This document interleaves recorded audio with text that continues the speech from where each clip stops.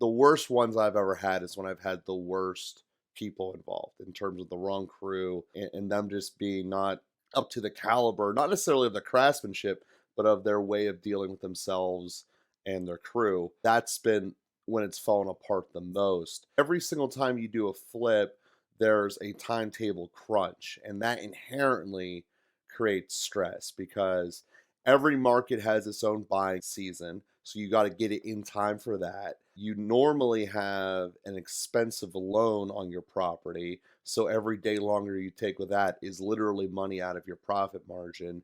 And then, not to mention that if you take way too long, buyer attitudes change very quickly, in the span of a season or so. So, what you could have would be perfectly set up for 2017 doesn't even apply now in 22. And that's, 5 years later. So, if you did a flip, you think, oh, we didn't get it in time, we're going to put a rental in there in a couple years, we're going to sell it. It might be out of date. So, that's all things that can make this incredibly stressful. But normally, the biggest stress is the people